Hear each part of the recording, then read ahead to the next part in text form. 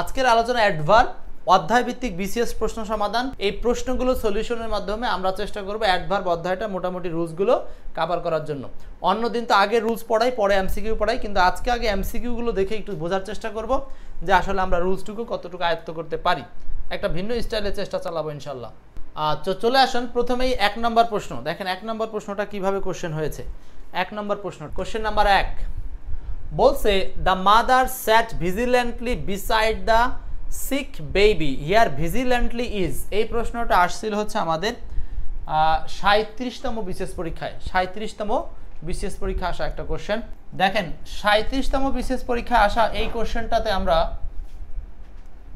বলছে ভিজিল্যান্টলি কোন ধরনের ওয়ার্ড। এটা খুবই সহজ, আমরা সবাই বলতে পারবো এটা একটা অ্যাডভার্ব।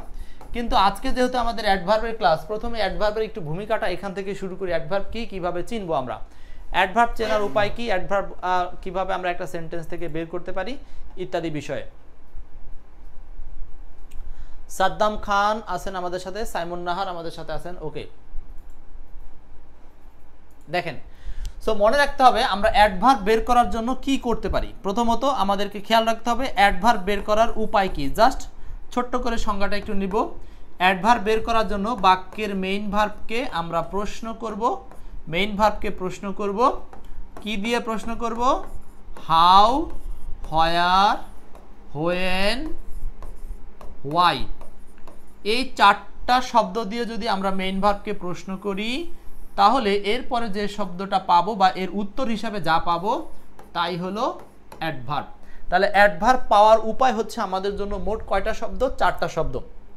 এখন এইটাই হচ্ছে পৃথিবীর সকল রুলসের প্রধান রুল বা মাদার রুল, যে অ্যাডভার্ব খুঁজে পাওয়ার উপায় হলো 4টা। একটা সেন্টেন্সের মেইন ভার্বকে আমরা প্রশ্ন করব এই 4টা শব্দ দিয়ে, কখন, কোথায়, তারপর হচ্ছে কিভাবে, কেন। এই 4টা দিয়ে প্রশ্ন করলে যে অ্যান্সারটা পাবো সেটার নামই হলো অ্যাডভার্ব। ওকে, তাহলে এই প্রশ্নে ভিজিল্যান্টলি কিভাবে অ্যাডভার্ব হচ্ছে সেটা একটু আমরা বের করার চেষ্টা যদি করি তাহলে এই বাক্যের মূল ভার্বটা হলো স্যাট, বসেছিল। সো এখন স্যাট ভার্বকে যদি প্রশ্ন করি যে হাউ স্যাট, কিভাবে বসেছিল, মানে how did the mother sit, মা কিভাবে বসেছিল।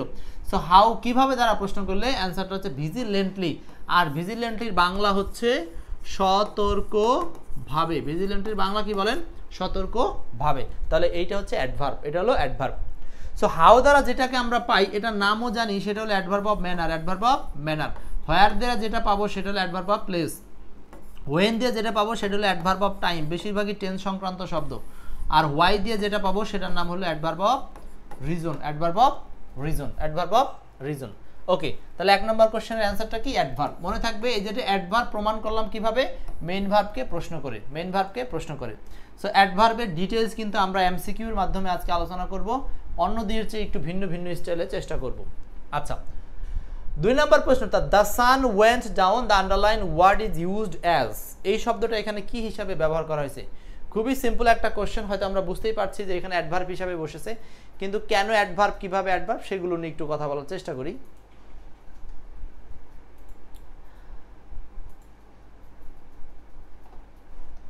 আচ্ছা, অ্যান্সার করতে থাকবেন কিন্তু আপনারা উত্তর না করলে আমি বুঝতে পারবো না যে ক্লাসটা আপনারা বুঝতে পারতেছেন কিনা। দ্য সান ওয়েন্ট ডাউন, এইখানে আমরা ছোটবেলা থেকে বা অনেকে একটা নিয়ম মুখস্থ করে আসছি, সেটা হচ্ছে বাক্যের শেষে যদি কোনো প্রিপোজিশন থাকে তবে সেটাকে আমরা কি বলি? বাক্যের শেষে প্রিপোজিশন থাকলে সেটার নাম হলো অ্যাডভার্ব। সো এই যে রুলসটা আমরা পড়ি বা মুখস্থ করি, এই রুলসটা পড়া বা মুখস্থ করার বাইরে আমাদেরকে বেসিকটা বুঝতে হবে। বেসিকটা কি? দ্য সান ওয়েন্ট ডাউন মানে কি? সূর্য ডুবেই গেল। সো এখানে ডাউন কথাটার মানে আমরা জানি হচ্ছে নিচে।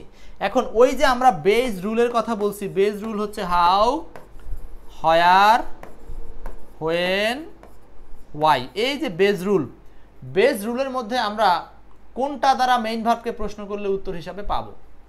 যে সূর্য ডুবে গেল, আপনি যদি প্রশ্ন করেন হোয়ার দ্বারা যে সূর্যটা কোথায় গেল, সূর্যটা কোথায় গেল, দেখেন 4টার মধ্যে প্রশ্ন করলে আমরা যে কোনো একটা দিয়ে কিন্তু উত্তর পাবো, যে কোনো একটা দিয়ে অ্যান্সার পাবো। 4টার মধ্যে যে কোনো একটা দিয়ে অ্যান্সার পাবো। তাহলে সূর্যটা কোথায় গেল, কোথায় গেল? উত্তর হচ্ছে ডাউন গেল। ডাউন মানে কি? সাধারণত নিচে যাওয়া, এই অর্থটাই হচ্ছে ডুবে যাওয়া।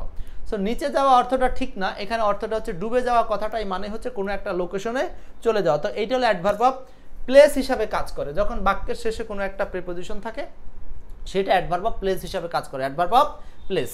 সো এই জন্য অনেকে মুখস্থ নিয়ম বলে যে বাক্যের শেষ প্রিপোজিশনটা হলো অ্যাডভার্ব, কিন্তু আমরা আজকে প্র্যাকটিক্যালি বুঝলাম যে এই অ্যাডভার্ব প্রমাণ করার জন্য এই 4টা শব্দ দিয়ে এটাকে প্রশ্ন করলে উত্তর হিসাবে মিলে যাবে। সো এটা হলো সেন্টেন্সে অ্যাডভার্ব বের করার আরেকটা নিয়ম। ওকে, যাব পরের প্রশ্নে। 3 নাম্বারটা বলেন, 3, কোশ্চেন নাম্বার 3, 3 নাম্বার প্রশ্ন। 3 নাম্বার প্রশ্ন কি হবে?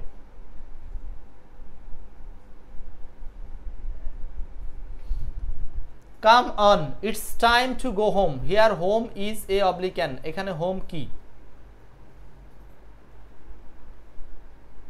41তম বিসিএস ডাক অধিদপ্তর হিসাব সহকারী 2022 সালের কোশ্চেন এটা। আচ্ছা, আমরা বিসিএস কোশ্চেনগুলোর মাধ্যমে আজকে দেখার চেষ্টা করতেছি, খেয়াল করেন, বুঝতেছি? একটু কমেন্ট করবেন তো আপনারা, দেখি আপনাদের কমেন্টগুলো আসতেছে না, আমি পড়তে পারছি না, ভারী সমস্যা।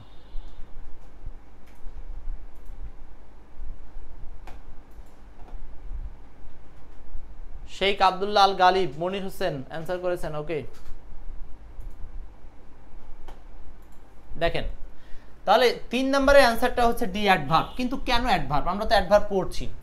কাম অন, ইটস টাইম টু মানে চলো, it's time to go home এটা আমাদের বাসায় যাওয়ার সময় বা বাড়ি যাওয়ার সময়। সো এখানে হোম শব্দটা কেন এখানে অ্যাডভার্ব হলো? নর্মালি আমরা যদি কোনো বাক্যে হোম শব্দটা পাই, এই হোম শব্দটা বাক্য ছাড়াও যদি আপনাকে বলে হোম মানে বাড়ি, এটা হচ্ছে একটা নাউন, এটা চোখ বুঝে সবাই বলবে এটা নাউন। কিন্তু প্রসঙ্গ হলো এইটা সেন্টেন্সে বসার কারণে অ্যাডভার্বটা কিভাবে হয়ে যায়, তো সেইটা বোঝার জন্য আমাকে ওই যে বেজ রুলের একটা ধারণা কাজ করতে হবে। এটা হলো অ্যাডভার্ব অফ প্লেস। আপনি অ্যাডভার্ব অফ প্লেস খুঁজে পাওয়ার জন্য প্রশ্ন করবেন মেইন ভার্বকে হয়ার দ্বারা। কি দ্বারা? হয়ার দ্বারা। তার মানে এইখানকার ভার্বটা হচ্ছে গো। গো, যে ইটস টাইম টু গো, এটা আমাদের যাওয়ার সময়। কোথায় যাওয়ার সময়? এটা আমাদের কোথায় যাওয়ার সময়? বাড়িতে যাওয়ার সময় বা বাড়ি যাওয়ার সময়। তাহলে এই কারণে এখানে এই হয়ার দ্বারা প্রশ্নের উত্তর হিসাবে হোম মিলে যায়, দ্যাটস ওয়াই এটা হলো অ্যাডভার্ব। তাহলে আপনি যেখানেই যান না কেন এই হাউ, হোয়ার, হোয়েন, হোয়াই এই 4টা শব্দের আশ্রয় নিতেই হবে অ্যাডভার্ব বের করতে হলে। এর বাইরে আপনি যত ধরনের 15, 20, 30টা সূত্র বা স্ট্রাকচার মুখস্থ করেন ওইগুলো সব ফেক, বোগাস, কারণ ওইগুলো আপনার মাথায় কাজ করবে না, ওইগুলো আপনি যে কোনো একটা সময় ভুলে যাবেন। বাট অ্যাডভার্ব চিরাচরিত একদম বাস্তব রুলস, এইটাই মনে রাখতে হবে। নেক্সট, পরের কোশ্চেনটা দেখি, এটা বলেন। অ্যাডভার্ব অধ্যায় থেকে আরেকটা কোশ্চেন আসছিল BCS A. Don't worry, English grammar is not dance to understand, is not dance to understand, কি হবে বলেন? আমিরুল ইসলাম, মনির হোসেন। ডোন্ট ওয়ারি, দুশ্চিন্তা করো না, English grammar is not dance to understand, English grammar বোঝার জন্য কি নয়, সেগুলো আবার অপশনে দেওয়া আছে। এখন দেখেন, এইটা হলো অ্যাডভার্ব অধ্যায়ে আমরা একটা রুলস আলোচনা করি। রুলসটা হলো 2.2 plus V1, 2.2 plus V1, 2.2 plus V1।